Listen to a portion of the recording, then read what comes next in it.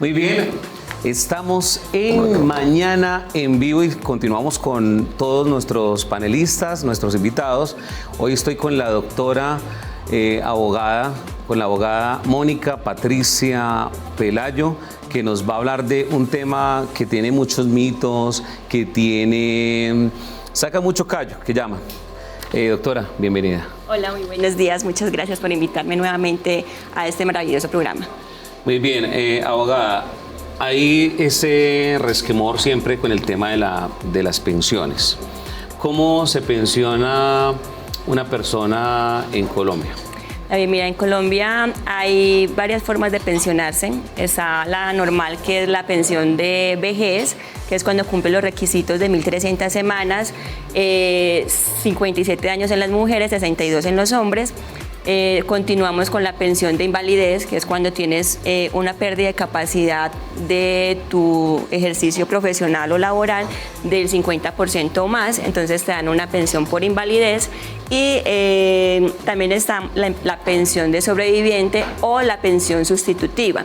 La pensión de sobreviviente es cuando la persona fallece sin haberse pensionado, entonces su pareja, su cónyuge o su compañera permanente, demostrando un término de 5 años de convivencia, puede adquirir esta pensión. Y cuando la persona ya es pensionada y fallece, entonces cambia el nombre simplemente, pero la figura sigue siendo la misma. Entran a recibir esa pensión de sobreviviente la compañera o la cónyuge o los hijos, si son menores de edad, o padres si dependían económicamente de esta persona. Sí, es que realmente es a veces tan complejo el tema, que por eso es que necesitamos a los abogados, a los especialistas como usted.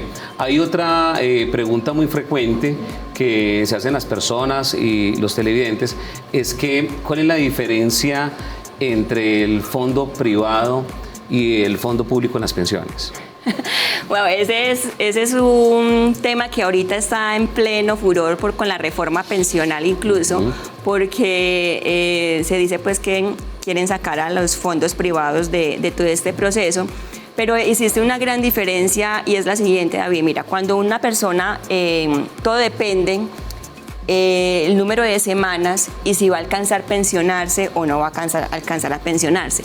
¿Cuál es la gran diferencia? En el régimen público, te pensionas con base de tu salario y todo eso. En el régimen privado te hacen un cálculo actuarial sobre todo lo que tenías ahorro, porque realmente eso se llama ahorro de prima media, o sea, es un fondo que tú estás ahorrando para tu pensión. ¿Cuál es una de las grandes diferencias? Que si, por ejemplo, tú falleces, o la persona pensionada fallece, en el régimen público solamente pueden adquirir ese derecho, como te decía ahorita, la esposa, la cónyuge, los hijos o los padres, ¿cierto? Pero si no hay ninguno de estas tres categorías, entonces con esa pensión se queda el Estado.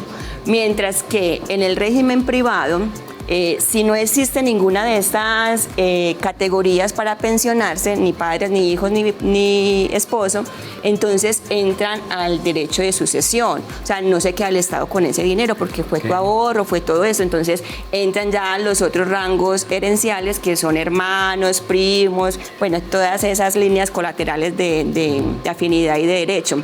Entonces, esa es una gran diferencia, o sea, porque nunca en el privado tu dinero se va a quedar el Estado con él. Claro. Entonces, otra gran diferencia es cuando no alcanzan las semanas de cotización y entonces te van a devolver tus ahorros. En el régimen público, que es el de prima media, con prestación de prima media, entonces ahí te hacen un cálculo y te dan, sinceramente, algo muy poquito, claro, muy poquito de lo que tú realmente ahorraste. Mientras que en el régimen privado, en los fondos privados, te dan una indemnización que es el equivalente de una devolución de todo tu saldo que tú tenías ahorrado. Okay. Entonces el Estado ahí no se queda con ninguna parte, porque como son entidades privadas, ellos te tienen que dar unos intereses y una cantidad de cositas, que hay una gran diferencia. Por ejemplo, una persona que tiene 700 semanas solamente, en el régimen público le pueden estar dando, no sé, 5 o 7 millones de pesos apenas actualmente. Mientras que en el régimen privado me ha tocado que les dan 30, 35, 40 millones de pesos. Entonces la diferencia es abismal. Claro, por supuesto. Lisette, y hay otra pregunta que se hacen pues los televidentes y la gran mayoría de nosotros, es que si llegamos a fallecer y no tenemos hijos, no tenemos cónyuge, no tenemos nada. ¿Usted se ha hecho esa pregunta también? Claro, yo sí me la he hecho porque tengo muchos amigos que están pensionados y uno dice, pero no se casaron, no tienen hijos, ¿qué pasa con ellos? Aparte, lo que tú estabas diciendo ahorita de los fondos, si está en el fondo privado o en el público, ¿eso tiene alguna relación también? ¿Podría entrar ahí? Sí, es ahorita cuando les hacía la diferencia entre el privado y el público, les salió un poquito del tema, y una de las grandes diferencias ahí es cuando, por ejemplo, si la persona fallece en cualquiera de sus categorías, en el público, si no hay ninguno de esos rangos, ese dinero se queda al Estado con él, o sea, ya nadie lo va a recibir, mientras que en el privado ese dinero pasa a la masa sucesoral para las personas que vayan a pedir y a reclamar esa sucesión dentro de esos derechos que tengan, adicional de los inmuebles y esa pensión entra allí. Entonces, esa es la gran diferencia, y por lo cual ahorita en la reforma pensional se está debatiendo tanto, porque es que en la reforma pensional, por ejemplo, si tú no adquieres el derecho a la pensión, actualmente a ti te devuelven esos dineros, bien sea a través de una indemnización en el régimen público o a través de una devolución de saldos en el régimen privado. Pero ahorita con la reforma se está pretendiendo entonces que esa indemnización no se va a entregar. O sea, ¿qué pasa con esa indemnización? Están diciendo, no, les vamos a dar de ese mismo ahorro un subsidio de 225.000 pesos, si no estoy mal, que antes era 500 y ahorita lo rebajaron. Y entonces tus ahorros se los van a repartir a otros y no te los van a entregar inmediatamente. Entonces ese dinero que tú tenías te lo van a empezar a dar de agoterita. O sea que si yo tengo un familiar que nunca se casó, que nunca tuvo hijos, pero yo hago parte pues de esa parte familiar, yo puedo ir, si él está en un fondo privado, y poder reclamar esa pensión. Sí, si estás dentro de los rangos de herencia, tú tienes derecho. O sea, si no hay, por ejemplo, los rangos son primero los hijos, esposa, padres. De ahí siguen los colaterales, que son hermanos, primos, hasta los cuñados pueden ahí entrar.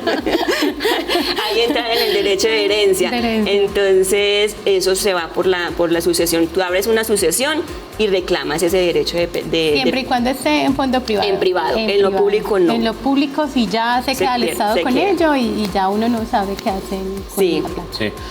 Abogado, un ejemplo extremo, brevemente.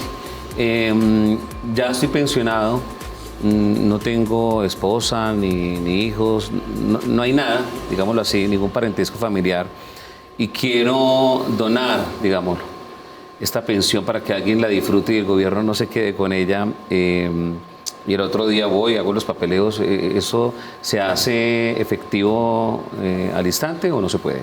No, las pensiones sí no se donan. Lo único que se puede hacer en las pensiones en el privado es que tú puedes elegir, ahí sí puedes elegir a quién le quieres entregar tu pensión, siempre y cuando no saltes los rangos principales hereditarios, que son los que ya he dicho ahorita pues en continuadas veces. Entonces, yo sí puedo decir, por ejemplo, ¿cuándo pasa eso? Cuando, hablemos de los hombres, ¿cierto? Cuando los hombres tienen dos mujeres, a ver, entonces tienen un doble hogar, entonces son casados y tienen la sucursal. Entonces, ahí entra como la discusión de quién va a tener ese derecho. Entonces, en esa idea, la persona o el hombre sí puede decir, no, mi pensión se la quiero dejar a la otra. Ay, entonces, no, me muero. Pero eso también depende de una norma, porque hay pensión compartida, que es cuando las dos existen, tuvieron una unión y compartieron mucho, entonces pueden ir a pelear la pensión compartida. Pero ahí existe un requisito fundamental y preciso, y es que eso ocurre cuando la sociedad conyugal está liquidada. Si la sociedad conyugal, nunca se liquidó, quien tiene la primacía del derecho es la esposa. La esposa, vea. Muy bien, gracias, abogada Mónica Patricia, que nos habla hoy en Mañana en Vivo, pues de este tema que es tan amplio y que lógicamente en manos de profesionales, en manos de ella, pues los pueden asesorar.